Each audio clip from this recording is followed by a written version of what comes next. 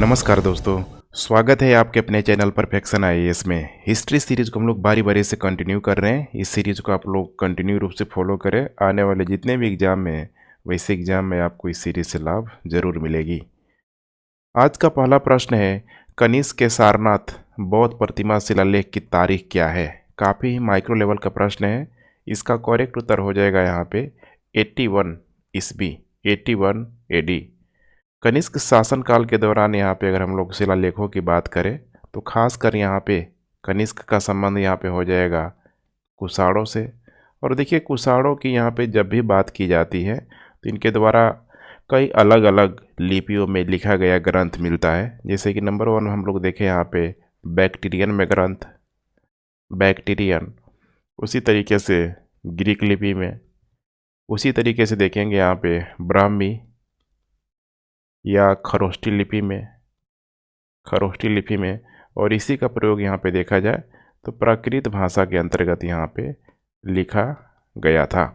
आगे चल के देखेंगे यहाँ पे कुषाण शिलालेखों में ग्रीक भाषा का प्रयोग काफ़ी दुर्लभ हो जाता है। वो आपको दिखना बंद हो जाएगा या फिर नहीं मिलेगा। जब कनिष्क प्रथम यहाँ पे शासक बनेगा तो उसके शासनकाल के शुरुआत में सिक्कों पर कुछ बैक्टीरियन द्वारा ग्रीक को यहाँ पे हटा दिया गया था। कनिष्क की अगर हम लोग पार्टिकुलरली बात करें तो कुषाण वंश का सबसे महान शासकों में से यह भी एक है, इम्पोर्टेंट शासकों में से एक है। और कनिष्क को देखिए, जब भी याद किया जाता है बौद्ध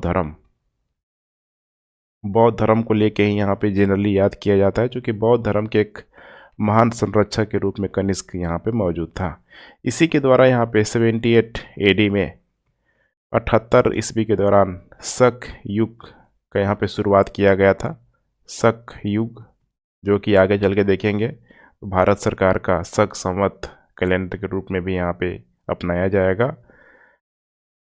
इसकी जो राजधानी बनाई गई थी, अभी कई बार प्रश्न पूछ लेता है, क्योंकि उत्तर पश्चिम के क्षेत्रों की तरफ कुषाणों का कंट्रोल सबसे बड़े मात्रा में था, तो माना जाता है कि उसकी राजधानी पुरुषपुर में था।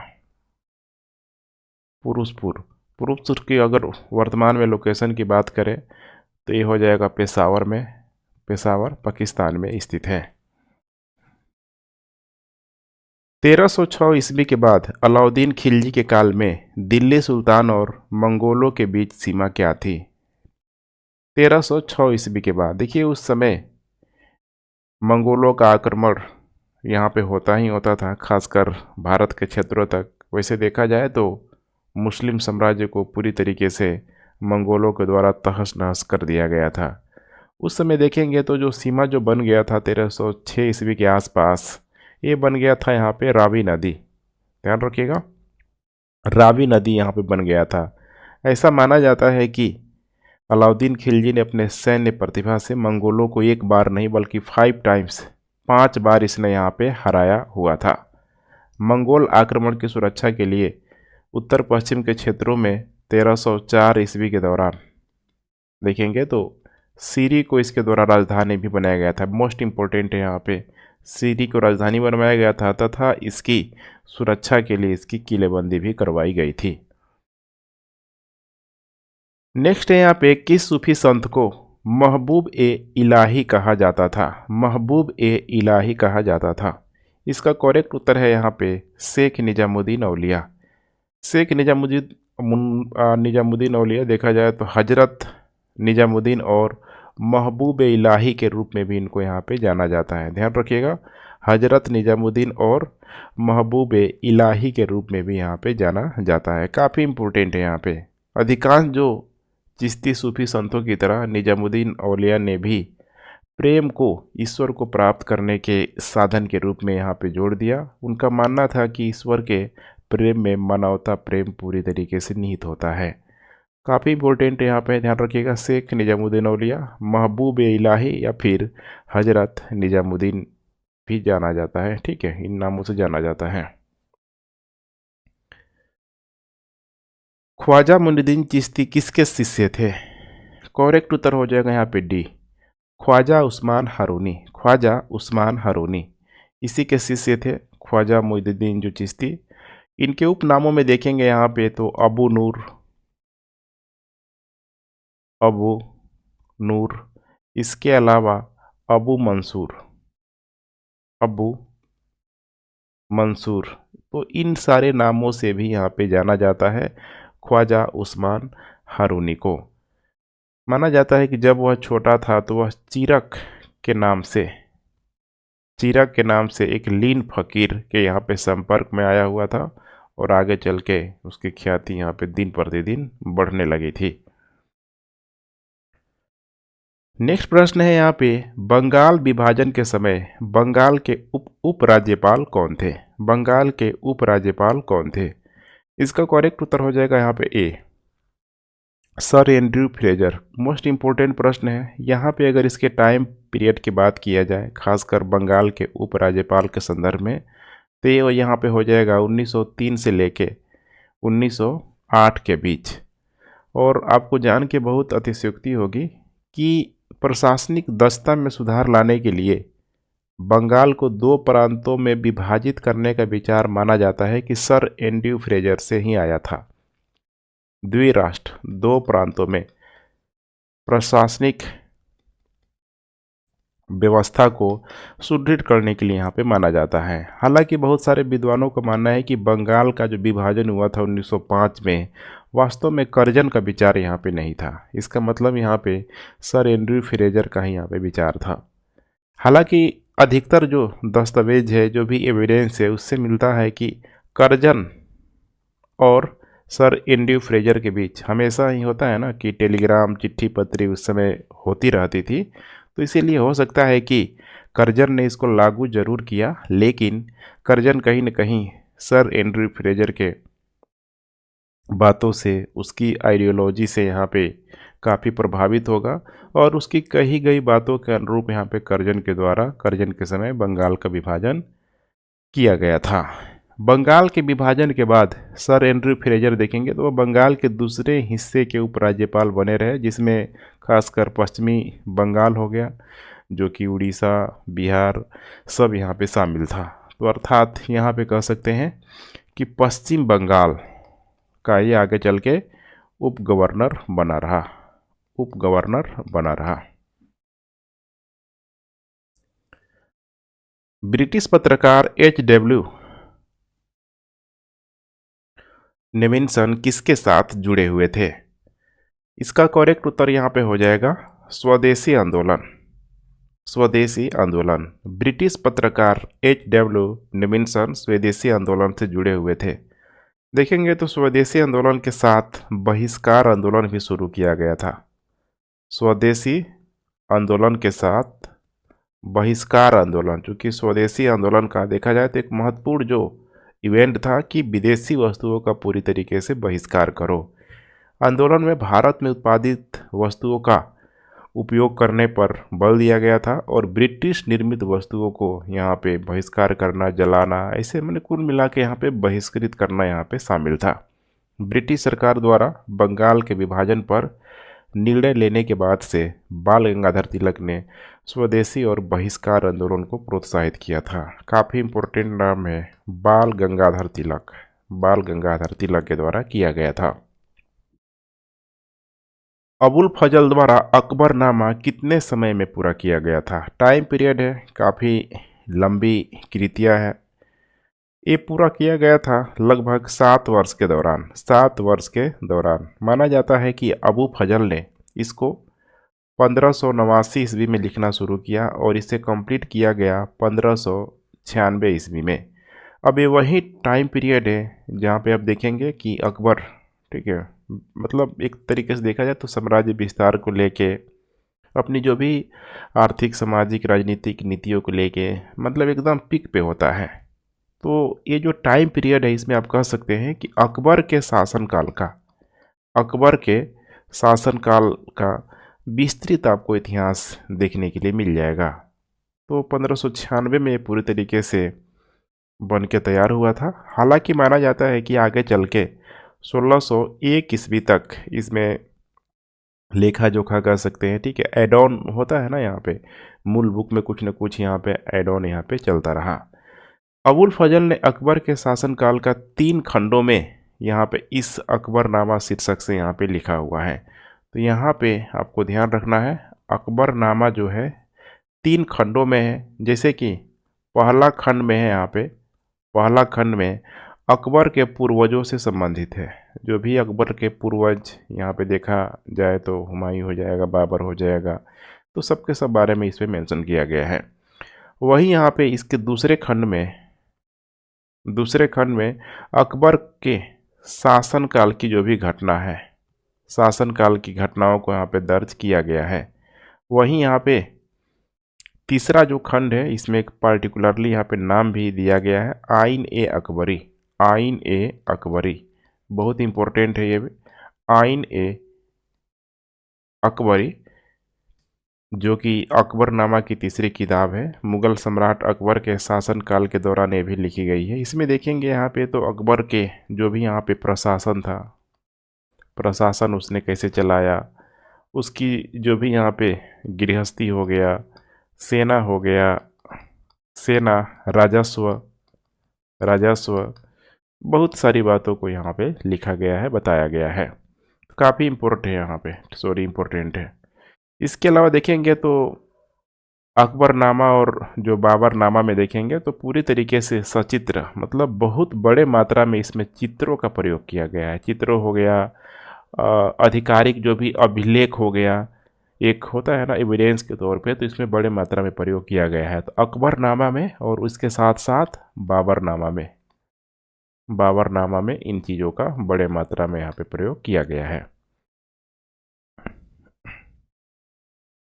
सुदर्शन झील का जीर्णोद्धार बिना बंधुआ मजदूरी के किसने यहाँ पे कराया हुआ था? बिना बंधुआ मजदूरी के देखेंगे यहाँ पे, ठीक है, किसने कराया हुआ था? काफ़ी इंपॉर्टेंट नाम है, रुद्रदमन यहाँ पे प्रथम हो जाएगा। देखिए सुदर्शन झील काफ़ी इंपॉर्टेंट हो जाता है, खासकर एग्जाम के पॉइंट व्यू से, तो पूरा हम लोग इसे देख लेते हैं। देखिए सुदर्शन झील देखा जाए तो वर्तमान में गुजरात का जो गिरनार का क्षेत्र है वहीं पे स्थित है, और इसका जो निर्माण था चंद्रगुप्त मौर्य के समय, सोचिए मौर्यों के समय ही यहाँ पे देखा जाए तो इसी का जो गवर्नर था पुष्यगुप्त के द्वारा यहाँ पे करवाया गया था। आगे चल के अशोक के समय, नाम बहुत इंपॉर्टेंट है, अशोक के समय यहाँ पे देखेंगे तो महामात्य तुसाप ने, महामात्यों की जो यहाँ पे नियुक्ति की गई थी खासकर धर्म वगैरह प्रचार प्रसार के लिए, प्रशासनिक गतिविधियों को लागू करने के लिए अशोक के द्वारा, इसमें एक नाम है महामात्य तुसास्प ने इस झील का यहाँ पे देखेंगे तो कह सकते हैं कि जीर्णोद्धार करवाया था, यहाँ पे जीर्णोद्धार यहाँ पे करवाया था। लेकिन आगे चल के वही है ना, ये झील देखिए काफ़ी इम्पोर्टेंट थी, क्योंकि आसपास के लोगों को इस झील से बड़े मात्रा में कृषि युग, ठीक है, या फिर कह सकते हैं पीने का पानी सब यहाँ पे उपलब्ध होता ही होता था। तो आगे चल के जब यहाँ पे शक शासक आएगा, रुद्रदमन प्रथम जब आएगा, रुद्रदमन जब प्रथम आएगा तो लगभग 150 ईस्वी के आसपास, 150 ईस्वी के आसपास जो यहाँ पे शासन किया था, तो भी इसकी पूरी तरीके से यहाँ पे मरम्मत करवाएगा। ये भी बहुत इम्पोर्टेंट है। अब यहाँ पे देखेंगे तो ये तो था यहाँ पे शक शासक।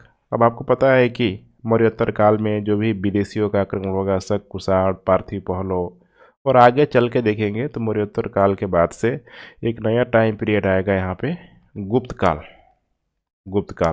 तो गुप्त काल के दौरान भी देखेंगे यहाँ पे खासकर स्कंदगुप्त के समय इसका जो गवर्नर था, जो राज्यपाल था यहाँ पे, परामता, ठीक है, परामता, इसके द्वारा भी इसकी पुनः यहाँ पे मरम्मत करवाई गई थी। लेकिन अब इसमें जो प्रश्न पूछा गया है कि बिना बंधुआ मजदूरी के किसने कराया हुआ था, तो इसका करेक्ट उत्तर हो जाएगा रुद्रदमन। बाकी देखेंगे यहाँ पे तो 4 जगह से प्रश्न बन सकता है, पुष्यगुप्त से, महामात्य तुसास्प से, इसके अलावा यहाँ पे स्कंदगुप्त का जो कह सकते हैं कि अधिकारी था, परामत्ता से। दस्तर बंधन किसे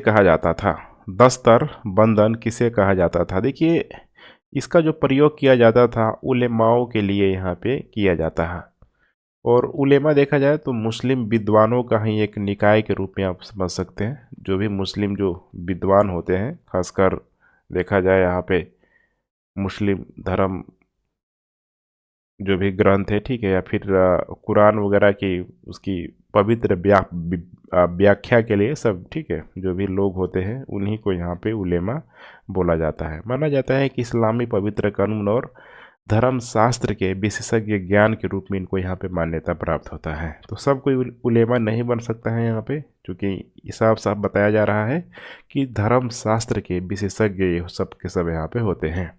सल्तनत काल के दौरान यहाँ पे देखेंगे जो भी नामित जो भी धार्मिक लोग होते थे, न्यायिक अधिकारी होते थे, ठीक है, उन्हीं को यहाँ पे माननीय उलेमा के रूप में सामूहिक रूप से देखा जाए तो उनको दस्तर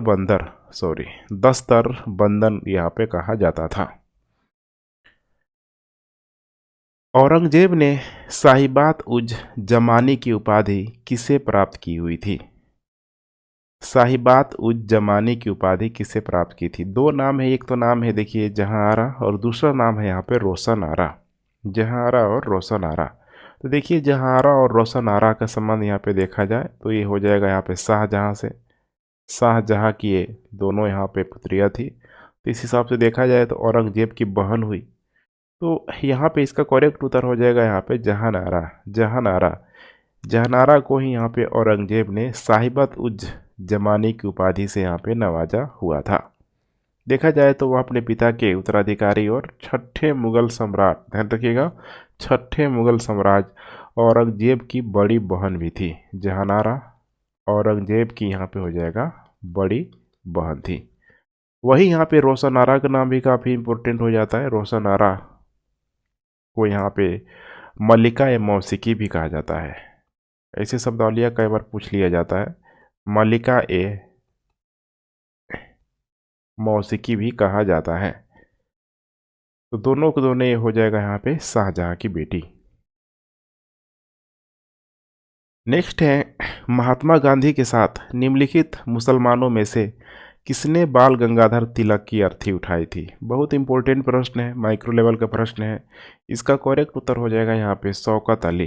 ध्यान रखिएगा, शौकत अली। बाल गंगाधर तिलक या लोकमान्य तिलक देखा जाए तो एक भारतीय राष्ट्रवादी शिक्षक और स्वतंत्रता कार्यकर्ता थे। वह स्वराज्य के प्रति देखा जाए तो प्रबल उसके अनुयायी के रूप में मौजूद थे। और वहीं यहाँ पे जब भी बात की जाती है शौकत अली की, मौलाना शौकत अली की, तो ये भी देखेंगे तो खिलाफत आंदोलन के भारतीय मुस्लिम नेता के रूप में मौजूद थे।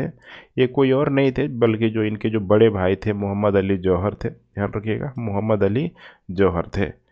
मौलाना मोहम्मद अली जो इनके बड़े भाई थे,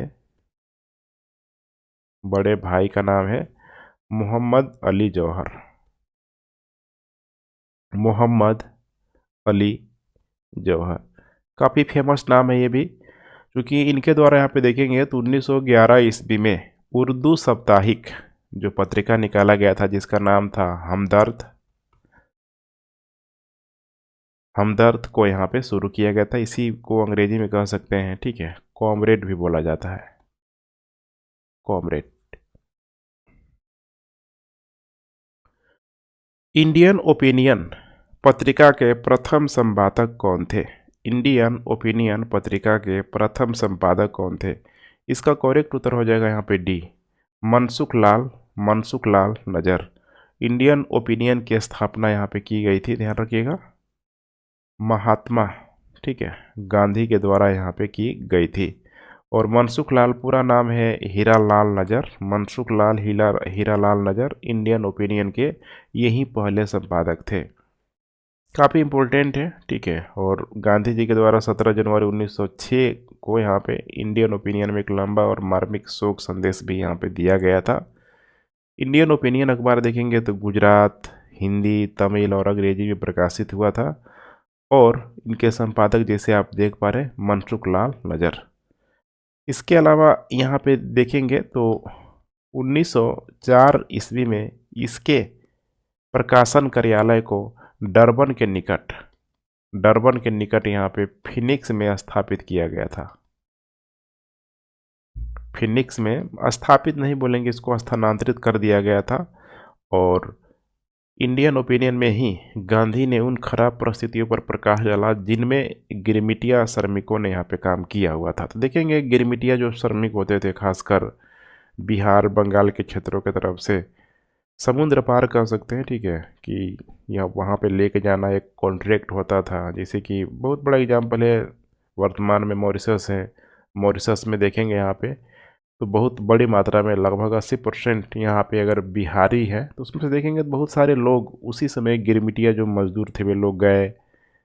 बहुत लोगों का कॉन्ट्रैक्ट होता था, वे कॉन्ट्रैक्ट को पूरा भी कर लेते थे, लेकिन कई बार वे भी वहीं रुक जाते थे। लगता था कि उनको वापस जाएंगे भारत में तो क्या है, वहाँ तो हमारा कुछ है नहीं, तो उससे अच्छा है कि हमने इतना दिनों तक यहाँ पे रुका है तो यहीं पे क्यों ना रच बस जाए। और देखिए समय का जो डिमांड है, कैसे समय का चक्र घूमता है। और दादा भाई नौरोजी के बारे में निम्नलिखित में से कौन सा कथन सही नहीं है? कौन सा कथन सही नहीं है? वह एल्फिस्टन कॉलेज बॉम्बे में गणित और भौतिकी के प्रोफेसर के रूप में नियुक्त होने वाले पहले भारतीय थे। बिल्कुल करेक्ट है। उन्हें 1892 में ब्रिटिश संसद के सदस्य के रूप में चुना गया था। ये भी बिल्कुल करेक्ट है। उन्होंने गुजराती पत्रिका जिसका नाम था रस्त गुफ्तार की शुरुआत की थी। ये भी बिल्कुल सही है। उन्होंने 4 बार भारतीय राष्ट्रीय कांग्रेस की यहाँ पे अध्यक्षता भी की थी। देखिए ये भी बिल्कुल ठीक है, सही नहीं होगा। 3 जब सही है तो चौथा गलत ही होगा।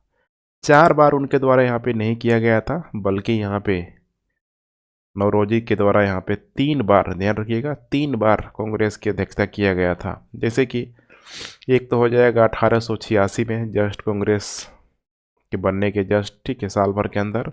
उसके बाद हो जाएगा 1893 में, और उसके बाद हो जाएगा यहाँ पे 1906 में।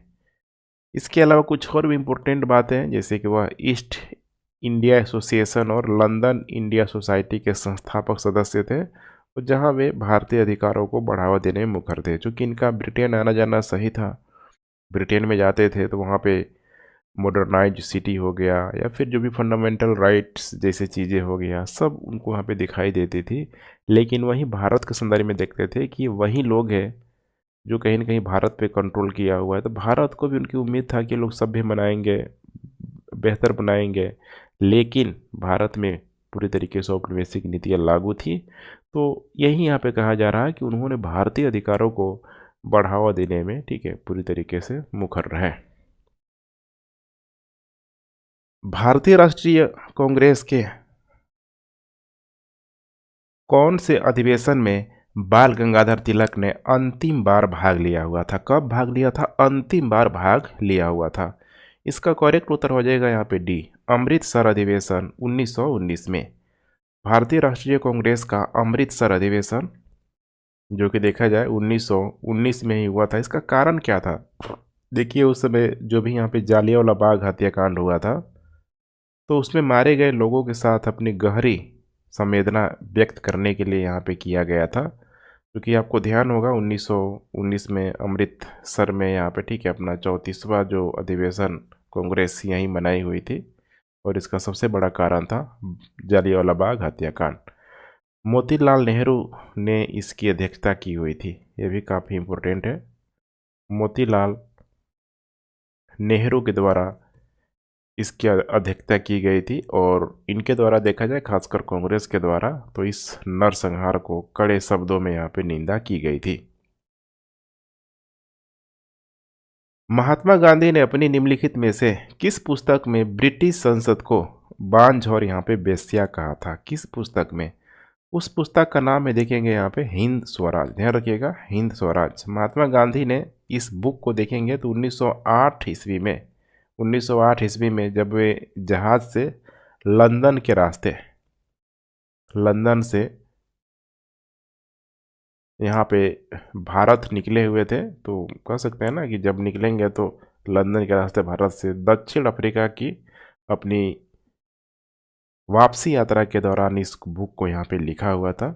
और हिंद स्वराज में देखेंगे यहाँ पे तो गांधी जी के सभी बुनियादी जो सिद्धांत है, बुनियादी सिद्धांतों पर प्रकाश डालता है। कई सारे बुनियादी सिद्धांत है, जैसे कि साधन और साध्य की पवित्रता, साधन साध्य हो जाएगा। उसी तरीके से यहाँ पे अधिकार और कर्तव्य, अधिकार और कर्तव्य, धार्मिक समुदायों के बीच संबंध, धार्मिक समुदायों के बीच संबंध, इसके अलावा यहाँ पे राष्ट्रीयता, राष्ट्रीयता, एजुकेशन हो जाएगा यहाँ पे, शिक्षा, टेक्नोलॉजी, जो भी यहाँ पे प्रौद्योगिकी की जो बात की जाती है। ऐसे बहुत सारे जो डायमेंशन है इस बुक में आपको देखने के लिए मिल जाएगा, जिसका नाम है हिंद स्वराज। जालियांवाला बाग हत्याकांड पर कांग्रेस जांच समिति की रिपोर्ट तैयार करने का कार्य किसे सौंपा गया था? किसे सौंपा गया था?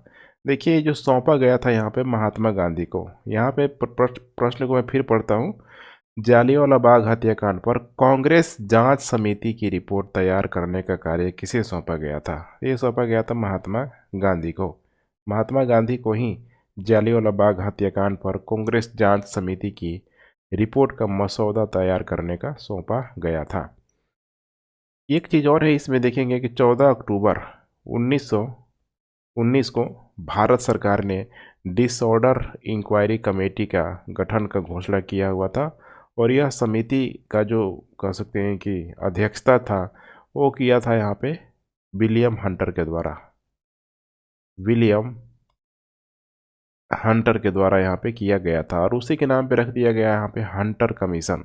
ध्यान रखिएगा, हंटर कमीशन। लेकिन इस हंटर कमीशन में भारतीय सदस्य भी मौजूद थे। तो हंटर समिति ने भी कुछ खास रिपोर्ट में कुछ ऐसा नहीं दिया जिससे कि दोषियों को सज़ा मिल सके, तो इसीलिए हंटर समिति नहीं देखेंगे तो भारतीयों को बहुत ही निराश किया।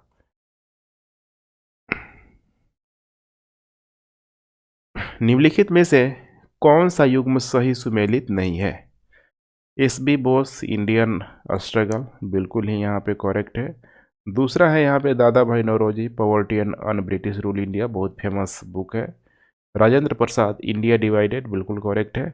फ्रैंक मोरेस का दिया हुआ है India from Curzon to Nehru and after. देखिए, ये जो बुक है फ्रैंक मोरेस के द्वारा नहीं लिखा गया है, बल्कि इसको लिखा गया है दुर्गा दास के द्वारा।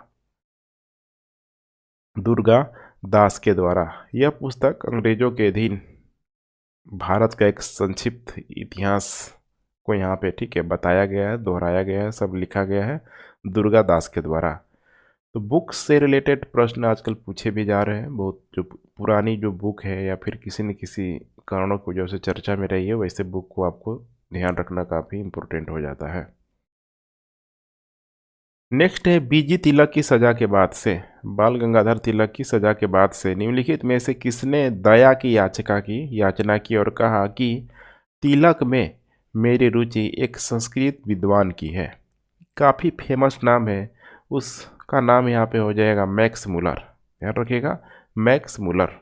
देखिए, मैक्स मुलर यहाँ पे इसका पूरा नाम हो जाएगा फ्रीड्रिश मैक्स मुलर, जो कि जर्मन वासी था। ठीक है, जर्मनी का था। यह देखिए ब्रिटिश ईस्ट इंडिया कंपनी का कह सकते हैं कि कर्मचारी था। ईस्ट इंडिया कंपनी का कर्मचारी था। वह एक जर्मन भाषाविद या फिर कह सकते हैं कि प्राच्य विद्या से पूरी तरीके से परिपूर्ण था। बहुत अच्छा ही फिलोसफल भी माना जाता है मैक्स मुलर को। लेकिन देखिए, जन्म तो हुआ उसका जर्मनी में, लेकिन अपना अधिकांश जीवन वो इंग्लैंड में बिताया और वहीं पे रहकर वो अध्ययन भी किया। और मैक्स मुलर भारतीय अध्ययन के पश्चिमी शैक्षणिक क्षेत्र और धर्मों के अध्ययन के अनुशासनों के संस्थापकों में से भी से यहाँ पे एक माना जाता है। डीपली इसने ठीक है भारत की कल्चरल एक्टिविटी को, रिलीजन को बहुत अच्छे तरीके से पढ़ा हुआ था। तो इसीलिए ये जो स्टेटमेंट है बहुत फेमस स्टेटमेंट है, तिलक में मेरी रुचि एक संस्कृत विद्वान की है, ये मैक्स मुलर के द्वारा ही कहा गया था। भारतीय राष्ट्रीय कांग्रेस के निम्नलिखित में से किस अधिवेशन में कांग्रेस के मंच से पहली बार देखिए स्वराज शब्द का उच्चारण किया गया था। देखिए एक तो है यहाँ पे स्वदेशी आंदोलन और एक है यहाँ पे स्वराज। ठीक है, दोनों में अंतर है, एग्जाम में आपको गड़बड़ नहीं करना है। तो देखिए जब भी हम लोग स्वराज शब्द की यहाँ पे बात करते हैं तो ये शुरू हुआ था 1906 के कलकत्ता अधिवेशन में। 1906 के कलकत्ता अधिवेशन में जिसकी अध्यक्षता यहाँ पे दादा भाई, मैं सीधे यहाँ पे नौरोजी लिख देता हूँ, आप लोग समझ जाएंगे, दादा भाई नौरोजी के द्वारा यहाँ पे की गई थी। इसमें देखेंगे तो जैसे कि स्वराज हो गया, स्वराज, स्वशासन, स्वशासन, इसके अलावा बहिष्कृत आंदोलन, बहिष्कार आंदोलन, स्वदेशी, इसके साथ साथ राष्ट्रीय शिक्षा पर, राष्ट्रीय शिक्षा पर कुछ प्रस्तावों को अपनाया गया था। वहीं जब हम यहाँ पे बात करते हैं स्वदेशी की, देखिए बात करते हैं प्योर खासकर स्वदेशी आंदोलन की यहाँ पे बात करते हैं तो 1905 में जो हुआ था बनारस अधिवेशन, जैसे यहाँ पे मेंशन ही है 1905 का जो बनारस जो अधिवेशन था उसमें गोपाल कृष्ण गोखले के नेतृत्व में सरकार के खिलाफ स्वदेशी आंदोलन की, स्वदेशी आंदोलन की यहाँ पे घोषणा की गई थी। इस दृष्टिकोण से देखा जाए तो करेक्ट उत्तर यहाँ पे बी ही होगा। भारतीय राष्ट्रीय आंदोलन से जुड़े निम्नलिखित घटनाओं पर विचार कीजिए और निम्नलिखित कूटों से घटनाओं का सही कालानुक्रमिक क्रम यहाँ पे ज्ञात करना है। यहाँ पे बहुत सारी घटनाएं हैं और जितना भी मैं यहाँ पे घटना देख रहा हूँ जैसे कि बाल गंगाधर तिलक का निधन, रॉलेट विधेयक को एक अधिनियम के रूप में पारित करना, जालियांवाला बाग हत्याकांड, भारतीय राष्ट्रीय कांग्रेस का अमृतसर अधिवेशन 1919, तो ये सब वही है। देखिए इसमें अगर बाल गंगाधर तिलक की मृत्यु को छोड़ दिया जाए जो कि 1920 में हुआ है तो तीनों के तीनों जो घटनाएं हुई बिल्कुल 1919 में हुआ है और बहुत अधिक डिफरेंस भी नहीं है, इसीलिए यहाँ पे सीक्वेंस के रूप में यहाँ पे बताया गया है, मतलब पूछा गया है कि आपको अरेंज करना है। चलिए हम लोग यहाँ पे देखते हैं। सबसे पहले देखिए यहाँ पे हुआ है रॉलेट विधेयक को एक अधिनियम के रूप में पारित करना, क्योंकि 18 मार्च को 18 मार्च 1919 को दिल्ली में इंपीरियल लेजिस्लेटिव काउंसिल द्वारा रॉलेट अधिनियम यहाँ पे पारित किया गया था 18 मार्च 1919 को। उसके बाद से जस्ट अप्रैल में 1919 को ही यहाँ पे देखेंगे 13 अप्रैल के आसपास यहाँ पे जालियांवाला बाग हत्याकांड होगा, 13 अप्रैल 1919 को। और उसके बाद से देखेंगे यहाँ पे तो 1919 में ही अभी हमने देखा भी था कि कांग्रेस का 19वां अधिवेशन होगा, 34वां अधिवेशन होगा। अभी हम लोगों ने जस्ट देखा भी था 34वां अधिवेशन यहाँ पे होगा, कांग्रेस के द्वारा यहाँ पे किया जाएगा और जो भी लोग मारे गए थे उनके प्रति गहरी संवेदना यहाँ पे व्यक्त भी की गई थी। तो 1919 में ही यहाँ पे देखेंगे तो किया गया था। उसके बाद लास्टली है यहाँ पे बाल गंगाधर तिलक का निधन। अब यहाँ पे देखिए देख पा रहे हैं ना, जालियांवाला बाग हत्याकांड के बाद ही यहाँ पे किया गया 1919 में ही। ठीक है, तो जो भी यहाँ पे आप लोग को अगर पता होगा तो करेक्ट, ठीक है, आप आंसर कमेंट कर सकते हैं कि भारतीय राष्ट्रीय कांग्रेस का अमृतसर अधिवेशन एग्जैक्टली किस डेट को हुआ था। लेकिन जब भी हुआ था जालियांवाला बाग हत्याकांड के रूप में यहाँ पे देखा जाए, ठीक है, उसकी गहरी संवेदना के लिए यहाँ पे किया गया था, तो स्वाभाविक सी बात है कि जालियांवाला बाग हत्याकांड के बाद ही हुआ होगा। और बाल गंगाधर तिलक की मृत्यु हो जाएगी 1 अगस्त 1920 को। तो करेक्ट उत्तर हो जाएगा 2, 3, 4 और उसके बाद यहाँ पे हो जाएगा 1, अर्थात यहाँ पे करेक्ट उत्तर हो जाएगा ए। नेक्स्ट प्रश्न है, निम्नलिखित में से किस क्रांतिकारी ने फांसी की पूर्व संध्या पर दिए गए दूध को पीने से इंकार कर दिया और कहा अब मैं केवल अपनी माँ का दूध पीऊँगा, माँ का दूध लूँगा। ये बोला गया है, देख पा रहे हैं यहाँ पे, महान स्वतंत्रता सेनानी राम प्रसाद बिस्मिल के द्वारा, जो कि भी एक भारतीय क्रांतिकारी थे, जिन्होंने या फिर जिनको 1918 का मैनपुरी साजिश हो गया या फिर 1925 का काकोरी कांड हो गया, सब यहाँ पे ठीक है पार्टिसिपेट के एवज में इनको यहाँ पे गिरफ्तार किया गया था। फांसी की सज़ा यहाँ पे दी गई थी और फांसी की पूर्व इन्हीं के द्वारा यहाँ पे बोला गया था जब उनको दूध पीने के लिए यहाँ पे दिया गया। सोचिए कितना वो मतलब किस टाइप का मूवमेंट होगा जहाँ पे उनकी हिम्मत को दाद देनी पड़ेगी और वे बोल रहे हैं कि अब केवल मैं अपनी माँ का दूध लूँगा। ध्यान रखिएगा, राम प्रसाद बिस्मिल। इस टाइप का देखिए जो कोटेशन है तो आजकल प्रश्न काफ़ी बन रहा है। निम्नलिखित में से किसने गांधी इरविन समझौते में महात्मा गांधी के लाभ को संतावना पुरस्कार के रूप में लिया? संतावना पुरस्कार के रूप में लिया, किसने यहाँ पे लिया? करेक्ट उत्तर हो जाएगा यहाँ पे Alan Campbell Johnson. Alan Campbell Johnson. क्योंकि आपको ध्यान होगा, देखिए गांधी इरविन जो समझौता हुआ था मार्च 1931 में लंदन में दूसरे गोलमेज सम्मेलन से देखा जाए पहले ही हुआ था, खासकर महात्मा गांधी और भारत के वायसराय उस समय इरविन था, तो दोनों के द्वारा यहाँ पे एक समझौता किया गया था और इस समझौते का देखा जाए मुख्य उद्देश्य ही था कि गोलमेज दूसरा जो भी गोलमेज सम्मेलन होने वाला था उसमें पार्टिसिपेट करना। तो काफ़ी इंपॉर्टेंट नाम है यहाँ पे एलन कैंपबेल जॉनसन। इसमें एक और नाम है, देख पा रहे हैं बीजी हॉर्नीमैन का। बीजी हॉर्नीमैन, इनके भी बारे में हम लोग जान लेते हैं। यह भारतीय समाचार पत्रों के ब्रिटिश संपादक थे, एडिटर आप कह सकते हैं, एक संपादक के रूप में मौजूद था। कई भारतीय पत्रकारों के ये संरक्षक के रूप में भी काम कर रहे थे। तो काफ़ी इतना बीजी हॉर्नीमैन का जब भी नाम आएगा एडिटर के रूप में आप इसे समझ सकते हैं। नेक्स्ट यहाँ पे सूची 1 को सूची 2 के साथ सुमेलित करना है। बहुत सारा ऑप्शन यहाँ पे दिया हुआ है। जैसे कि देखिए विनोबा भावे की बात की जाती है तो इसका संबंध हो जाएगा व्यक्तिगत सत्याग्रह से, क्योंकि आपको ध्यान होगा लगभग 17 अक्टूबर 1940 को 17 अक्टूबर 1940 को गांधी के द्वारा आचार्य विनोबा भावे को प्रथम सत्याग्रही के रूप में चुना गया था और वहीं दूसरे सत्याग्रही के रूप में जवाहरलाल नेहरू को चुना गया था। तीसरे सत्याग्रही के नाम बताइए आप लोग कमेंट करके, बहुत आसान नाम है। दूसरा है यहाँ पे बाल गंगाधर तिलक, जिनके द्वारा यहाँ पे 1916 में होम रूल लीग आंदोलन की शुरुआत की गई थी।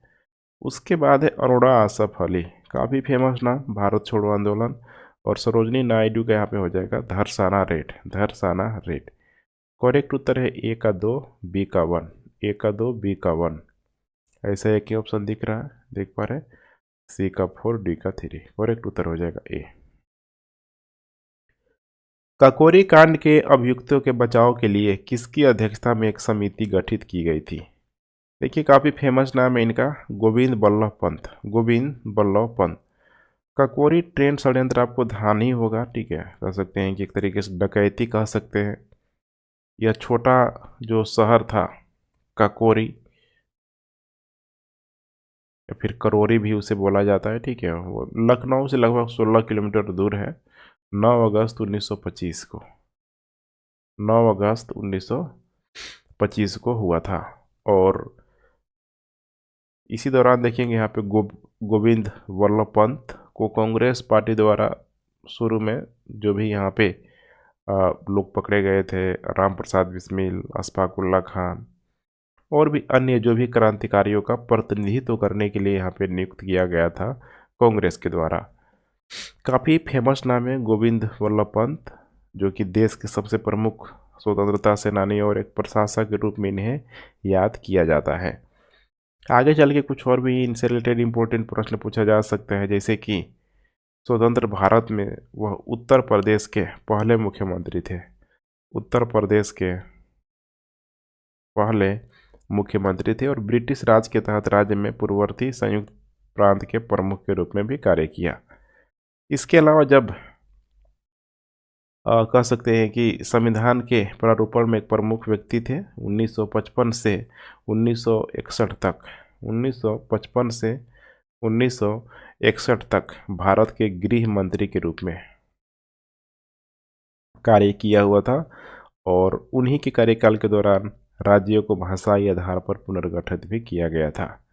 1957 में भारत को सर्वोच्च नागरिक पुरस्कार भारत रत्न से सम्मानित किया गया है।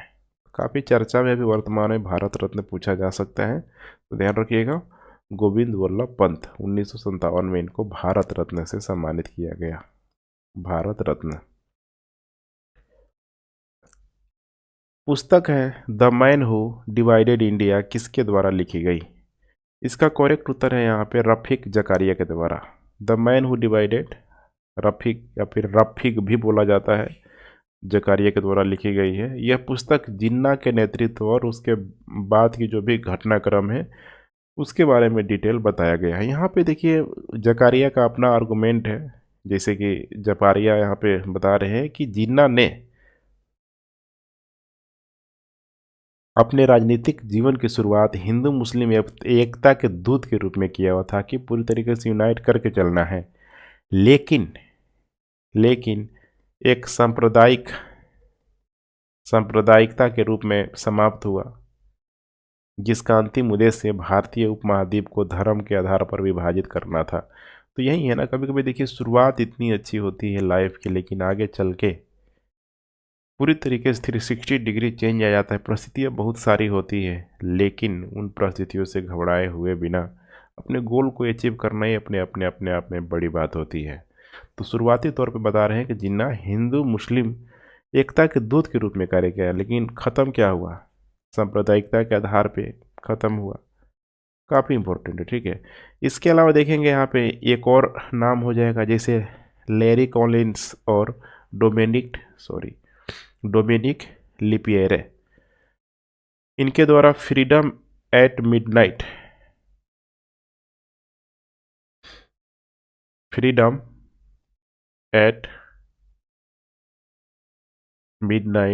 और इसके अलावा यहाँ पे ओ जेरूसलम, ठीक है, ओ जेरूसलम जैसे यहाँ पे प्रसिद्ध पुस्तकें लिखी गई है, तो इनका भी नाम ध्यान रखेंगे आप लोग। निम्नलिखित में से किसने भारतीय राष्ट्रीय कांग्रेस के कराची अधिवेशन को महात्मा गांधी की लोकप्रियता और प्रतिष्ठा का शिखर माना था? किसके द्वारा माना गया था? इसका करेक्ट उत्तर हो जाएगा यहाँ पे एससी बोस, सुभाष चंद्र बोस के द्वारा यहाँ पे माना गया था। देखेंगे यहाँ पे 1931 का जो कराची अधिवेशन की अध्यक्षता सरदार वल्लभ भाई पटेल के द्वारा यहाँ पे की गई थी, और सुभाष चंद्र बोस ने इसी में देखेंगे यहाँ पे कराची अधिवेशन को ही लेके महात्मा गांधी की लोकप्रियता और प्रतिष्ठा का शिखर माना हुआ था। क्योंकि यहाँ पे आपको थोड़ा माइक्रो लेवल पे ध्यान देना होगा कि देखिए गांधी इरविन समझौता का समर्थन करने के लिए 26 से 31 मार्च के बीच 1931 में ही यहाँ पे कराची में आयोजित भारतीय राष्ट्रीय कांग्रेस का एक विशेष सत्र था, और दूसरे गोलमेज सम्मेलन में महात्मा गांधी को भारतीय राष्ट्रीय कांग्रेस का प्रतिनिधित्व करने के लिए यहाँ पे नामित भी किया गया था। और ये भी आपको ध्यान होगा, मोस्ट इम्पोर्टेंट जो घटना हुई थी कि 1931 के कांग्रेस के कराची अधिवेशन से ठीक 6 दिन पहले यहाँ पे अंग्रेजों ने भगत सिंह, सुखदेव और राजगुरु को फांसी भी दी थी। इसीलिए देखेंगे ना यहाँ पे इनके फांसी को लेके लोगों में व्यापक गुस्सा यहाँ पे मौजूद था। और जब महात्मा गांधी इस कराची अधिवेशन में भाग लेने के लिए जा रहे थे तो उनका स्वागत काले झंडों से किया गया था, और इस तथ्य के विरोध में गांधी ने भगत सिंह, सुखदेव और राजगुरु के जो भी यहाँ पे, ठीक है, समझौते पर जो कह सकते हैं कि हस्ताक्षर पर यहाँ पे इनकार क्यों नहीं किया, गांधी इरविन जो भी समझौता हुआ उसमें क्या ये बात नहीं आया होगा? तो बड़े पैमाने पे देखेंगे ना यहाँ पे, तो लोगों ने गांधी का विद्रोह किया, मतलब विरोध किया, काले झंडे दिखाए गए, और जो पंजाब में जो खासकर नौजवान भारत सभा ने पूरी तरीके से इस विद्रोह का नेतृत्व किया था। तो काफ़ी इम्पोर्टेंट है यहाँ पे, ठीक है।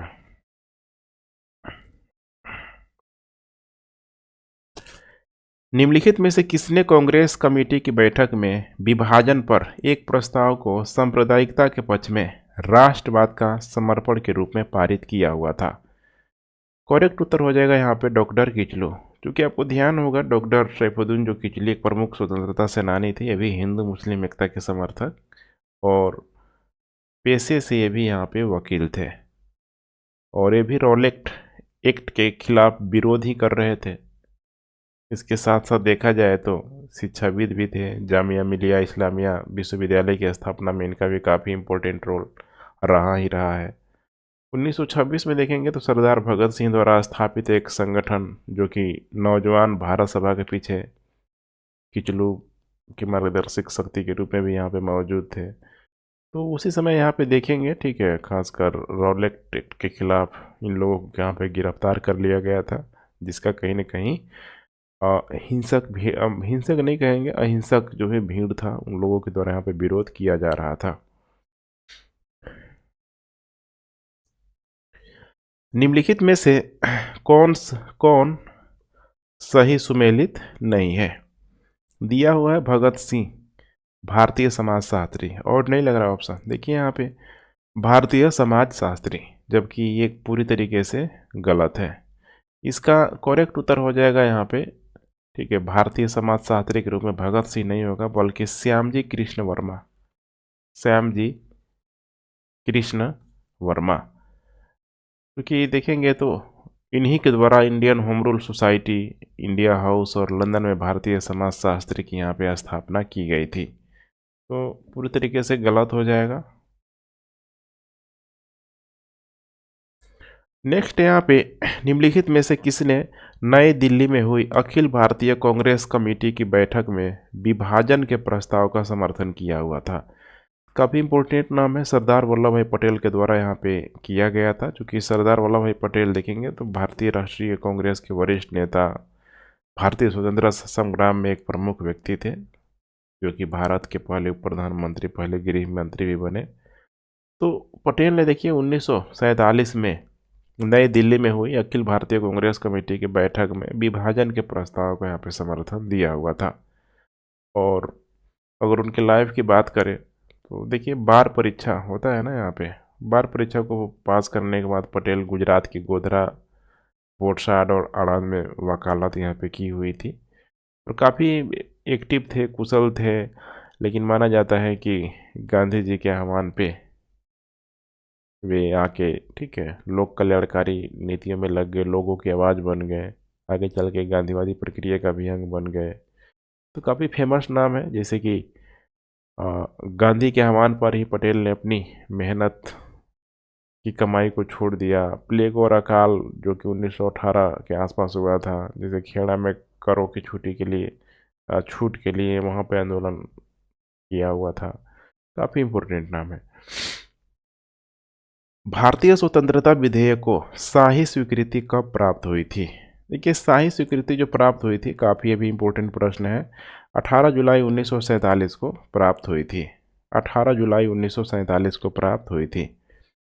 क्योंकि आपको ध्यान होगा क्लीमेंट एटली की जो लेबर पार्टी की सरकार बनी हुई थी ब्रिटेन में, तो उसी लेबर पार्टी की सरकार ने पहल किया हुआ था और माउंट बेटेन योजना को यहाँ पे, ठीक है, 3 जून योजना पर आधारित थी, जिसे भारतीय राष्ट्रीय कांग्रेस और मुस्लिम लीग के नेताओं द्वारा जो भी वायसराय था उस समय माउंट बेटन, उसकी सिफारिश की सहमति के बाद तैयार किया गया था। इसी माउंट बेटन योजना को एक बार यूपीएससी ने पूछ लिया था, डिकी बर्ड प्लान किससे संबंधित है? डिकी बर्ड प्लान शायद मेरे ख्याल से इसका बचपन का नाम था माउंट बेटन का, ठीक है। इसी को डिकी बर्ड प्लान के रूप में भी जाना जाता है। अब यहाँ पे द्विराष्ट्र का सिद्धांत जो कि दे दिया गया था, जहाँ पे नेहरू ने पूरी तरीके से विरोध भी किया हुआ था। और 18 जुलाई 1947 को जैसे यहाँ पे मेंशन किया गया है, इसी समय देखेंगे तो शाही स्वीकृति यहाँ पे प्राप्त हुई थी। प्रश्न बन सकता है। नेक्स्ट प्रश्न है, निम्नलिखित में से कौन संविधान की प्रारूप समिति के सदस्य थे? अब यहाँ पे प्रारूप समिति के जो 7 सदस्य है, देखिए बहुत इंपॉर्टेंट नाम है, मुझे तो क्लियर है, ठीक है। Alladi Krishnaswamy Iyer, N Gopalaswamy, BR Ambedkar, KM Munshi, Mohammad Saadulla, BL Mitra, DP Khaitan. तो 7 नाम आपको हमेशा क्या करना है, ध्यान रख के चलना है। अगर यहाँ पे देखा जाए, कह रहा है कौन प्रारूप समिति के सदस्य थे? जवाहरलाल नेहरू नहीं है, सरदार पटेल नहीं है, बाकी एन गोपाला स्वामी और अलादे कृष्ण स्वामी अय्यर। कृष्ण से रिलेटेड, कृष्ण जो गॉड है, ठीक है, भगवान है, उनसे रिलेटेड ही कई नाम है इसमें, तो आपको ध्यान रखना है, ठीक है। जैसे कृष्ण स्वामी, कृष्ण गोपाल हो जाएगा, ठीक है। तो करेक्ट उत्तर यहाँ पे हो जाएगा 1 और 3।